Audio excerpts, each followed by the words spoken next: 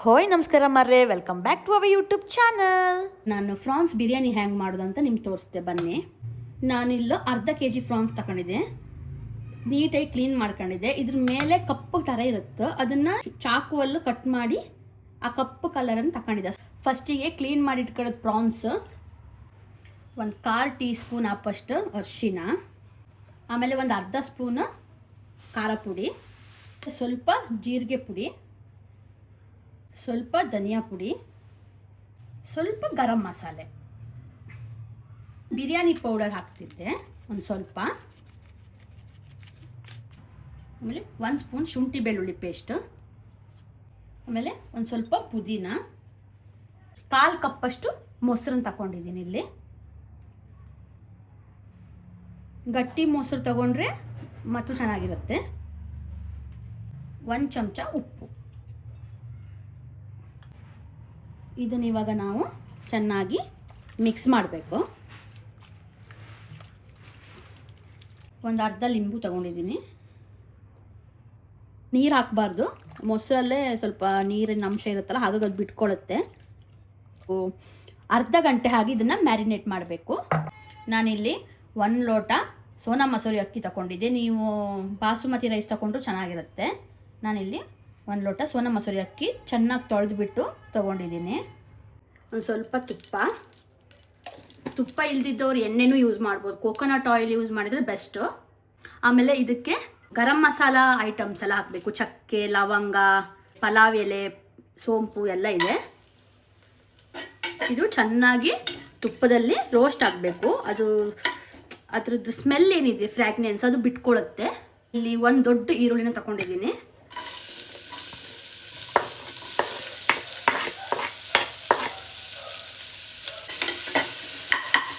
ಇದಕ್ಕೆ 1 ಚಿಕ್ಕ ಟೊಮೆಟೊನ ಕಟ್ ಮಾಡಿ ಹಾಕ್ತಿದ್ದೆ.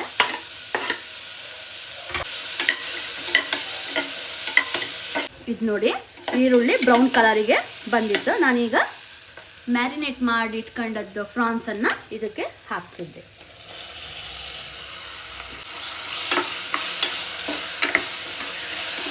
ಲೋ ಫ್ಲೇಮಲ್ಲಿ ಇಟ್ಕೋಬೇಕು, ಇಲ್ಲಾಂದರೆ ಅಡಿ ಸೀದೋಗುತ್ತೆ. ಇದು ಚೆನ್ನಾಗಿ ಕುದಿ ಬರಬೇಕು, ಅಂದರೆ ಮಸಾಲ ಎಲ್ಲ ಸರಿಯಾಗಿ ರೋಸ್ಟ್ ಆಗಬೇಕು. ಅಲ್ಲಿ ತನಕ ಲೋ ಫ್ಲೇಮಲ್ಲೇ ಉರಿಸ್ಬೇಕು. ಬಿರಿಯಾನಿ ತುಂಬ ಖಾರ ಇಷ್ಟಪಡೋರು ಅವರು 2 ಹಸಿಮೆಣಸನ್ನು ಹೆಚ್ಚಿಬಿಟ್ಟು ಹಾಕೋಬೋದು, ಈರುಳ್ಳಿ ಮತ್ತು ಟೊಮೆಟೊ ಹಾಕುವಾಗನೇ. ನೋಡಿ, ಇದು ಇವಾಗ ಮಸಾಲೆ ಎಲ್ಲ ಸರಿಯಾಗಿ ಬೆಂದಿದೆ. ಇದಕ್ಕೆ ನಾವೀಗ ತೊಳೆದಿಟ್ಟಿರೋ 1 ಲೋಟ ಸೋನಾ ಮಸೂರಿ ಅಕ್ಕಿನ ಹಾಕ್ತಾಯಿದ್ದೀನಿ. ಯಾವ ಲೋಟದಲ್ಲಿ ಅಕ್ಕಿ ತಗೊಂಡಿದ್ದೀರೋ ಅದೇ ಲೋಟದಲ್ಲಿ 1 ಲೋಟ ಅಕ್ಕಿಗೆ 2 ಲೋಟ ನೀರು ಹಾಕ್ತಾ ಇದ್ದೀನಿ. ಸರಿಯಾಗಿ ಮಿಕ್ಸ್ ಮಾಡ್ಕೋಬೇಕು.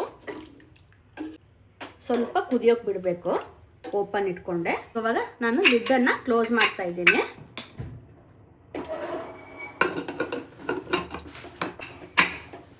ಇದು ಇವಾಗ ನಾನು 2 ಸೀಟಿನ ಕೂಗಿಸ್ಬೇಕು. ನಾನು 2 ಸೀಟಿನ ಕೂಗಿಸ್ದೆ. ನಿಮ್ಮ ಕುಕ್ಕರಲ್ಲಿ ಹ್ಯಾಂಗ್ ಅಂದೇಳಿ ನೀವು ಅದಕ್ಕೆ ಅನುಗುಣ ತಕ್ಕಂಗೆ ಸೀಟಿನ ಹಾಕ್ಸ್ಕೋಬೋದು.